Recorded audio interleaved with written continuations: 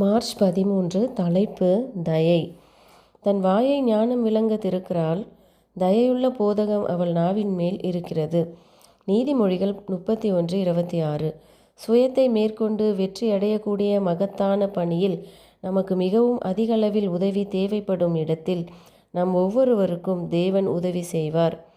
தயையுள்ள போதகம் உங்கள் உதடுகளிலும் கிருபை நாவி உங்கள் இருதயத்திலும் இருப்பதாக. இது அற்புதமான பலன்களை கொண்டு வரும்.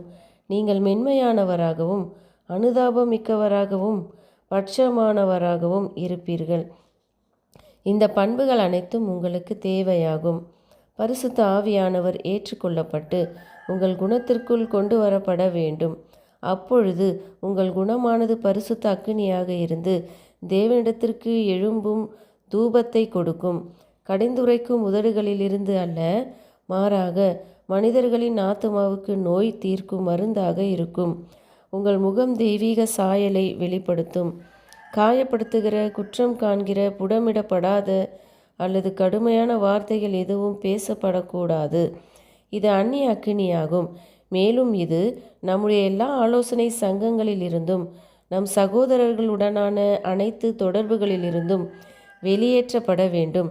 பரிசுத்த அக்கினியிலிருந்து தங்கள் கலசங்களை அனல் மூட்ட வேண்டுமென தேவன் தமது சேவையில் உள்ள ஒவ்வொரு ஆத்துமாவையும் கோருகிறார். உங்கள் உதடுகளில் இருந்து உடனே பிறக்கக்கூடிய தரம் குறைந்த, கடினமான மற்றும் கடுமையான வார்த்தைகள் உடனே கட்டுப்படுத்தப்பட வேண்டும். தேவ ஆவியானவர் மனித ஏது கரத்தின் மூலம் பேசுகிறார்.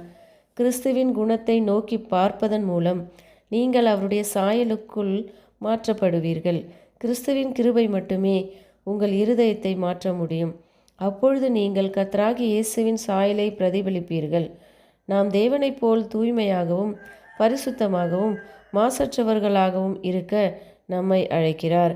நாம் தெய்வீக சாயலை தாங்கியவர்களாக இருக்க வேண்டும். பரிசுத்த ஆவியின் ஆசீர்வாதங்களை பற்றி பேசி அவைகளை பெறுவதை குறித்து நாம் ஜெபம் பண்ணலாம்.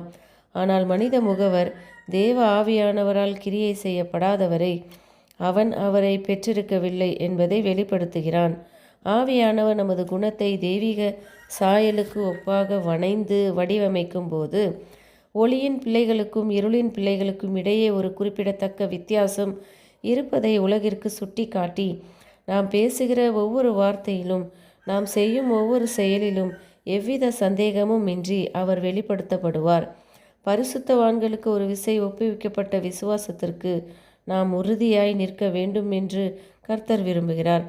நாம் சத்தியத்தை அன்புடன் பேசுகிறவர்களாக இருக்க வேண்டும். நான் சாந்தமும் மனத்தாழ்மையுமாய் இருக்கிறேன். என் நுகத்தை உங்கள் மேல் ஏற்றுக்கொண்டு என்னிடத்தில் கற்றுக்கொள்ளுங்கள்.